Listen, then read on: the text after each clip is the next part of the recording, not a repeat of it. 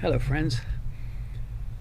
Ben Hogan's wonderful, iconic golf book was actually a compilation of 5 articles written for a magazine. And as the name suggests, there's 5 chapters. And the first chapter deals with essentially how to hold the golf club, the grip. Now the second chapter is where it really gets interesting. Because he talks about stance and posture. I always thought of them as really synonyms, but I think that he makes a distinction that the stance is how you relate the shape of the body, which is the posture, to the task regarding the target line, the ball position, and the orientation of the feet particularly, which I'll talk about. Anyway, so he distinguishes the two. Now, he always wanted there to be a sort of natural athleticism about how somebody stood, and he noted accurately that good golfers are constantly sort of moving around in preparation for a golf shot.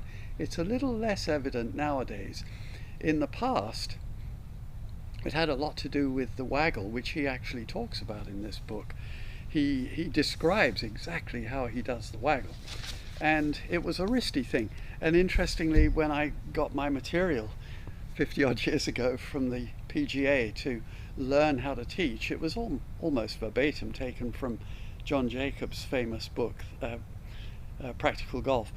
A wonderful champion and excellent teacher. And they were teaching a traditional wristy waggle, as does Ben Hogan in his book. But it was the last year they did that for quite a while, because in fact the most famous golfer at that point in the world was Jack Nicklaus, and he was doing a wristy waggle, but actually advocating that there be no intentional wrist action at all in the golf swing, other than the natural occurring stuff as you get to the end of the swing because of the momentum of the club. So they quit teaching it for a long while, and so as I got into the business and started to refine how I wanted to teach, I talked about the waggle being more of a wooden, almost like a windshield wiper blade on a windshield, wooden and short movement where you're just cleaning a little piece of the windshield from here to here and back again. And of course, Justin Leonard won the British Open, who was the first champion evidently doing that wooden waggle. And then Siri Pak, a wonderful female golfer from South Korea, and now many other champions as well do the wooden version. In fact, really, Jason Duffner is the only modern champion that I think of who does the old traditional one. So the movement, as Ben Hogan advocated, had a lot to do with that wristy waggle, and he noted rightly that champions would be constantly refining their feet. In fact, I think it's almost one of the bigger benefits of the waggle. You can lift your feet very slightly off the ground and relocate them based on what you're feeling, because essentially, and this was a little bit what they said in the PGA material, that the waggle was like a mini golf swing and gave you some information of value about the disposition of your body, the stance and posture.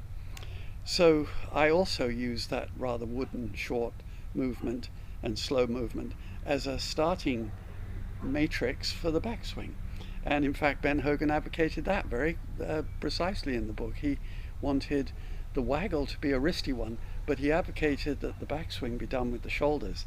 And that's fascinating because he actually was anticipating what modern champions would be doing. Brilliant. So with the posture, he thought that the arms had to be in a very particular configuration. He wanted the upper arms to be closely pressed against the chest and kept that way.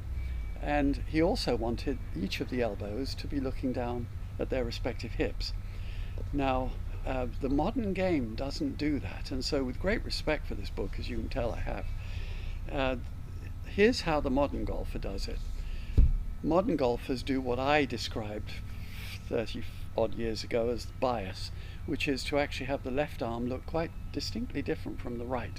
So advocating for the elbows to look down, he thought was a way of really making everything very secure, and he's not wrong. But in fact, the modern champion does it with the left elbow looking out toward the target, and very few people even come close to doing it the way that he advocated. So as a consequence of this elbow looking out, which is really an adjustment of the shoulder is higher, nearer the ball. The arm is of course extended, which he of course recognized to be important. And in that position, you're better equipped to overcome the inertia and the drag of the golf club, which I think is why good golfers do it. Now, even Ben Hogan, if you look at his golf swing, and that of Gary Player, one of his most dear acolytes, they both of them really actually didn't keep it in that position. Gary Player actually used turning the arm as a trigger for his backswing. He would kick his knee in, turn the arm, and then go. So he was actually putting it in the modern shape, but wanting to reference Ben Hogan's recommendation, because he thought everything that Hogan did was ideal. And so even Ben Hogan himself would waggle a couple of times and then just turn the arm and start the swing. He just did it a little less obviously than Gary Player did, but they both ended up putting their arms in the shape that modern golfers start off in nowadays. And so turning the arms is essential if you're going to have them set up the way Ben Hogan advocated, with the elbows looking at their respective hips. But nowadays they don't feel the need to do it. So I'll see if I can find you a picture here. There it is. Okay, so then with regard to the foot position, he was very intent about having the feet not be symmetrical. And I think that that's interesting, because he obviously recognized that asymmetry was a part of golf, that golf was a one-sided game. And so with regard to the feet, he actually recommended that the right foot be pointing perpendicular to the target line, straight forward, and that it would be a nice resistor to the hip turn so that it wouldn't overturn. He thought the winding up of a golf swing would be 90 degrees with the shoulders, 45 with the hips, 22.5 with the knees, etc. And so he wanted to stop from over-rotating with the hips, which he thought would be unhelpful, by having that foot set at 90 degrees. By contrast, on the follow-through, he wanted freedom to go through the ball and release the club. And so he wanted the left foot turned out, quarter of a turn, as he described it. And he was actually quite explicit about what a quarter of a turn was. So it's not that it's looking toward the target, which you might view as a quarter of an hour, which is 90 degrees. He thought it was a quarter of 90 degrees, 22.5 this way. Now his thought was that that allowed you to clear through the ball. And so the foot position was essential to him to, as a stance requirement, to give you the best chance of doing a golf swing. So that was the foot position, and the waggle, of course. And then finally, I want to talk about which muscles he thought would be most important. It was a big part of lesson 2.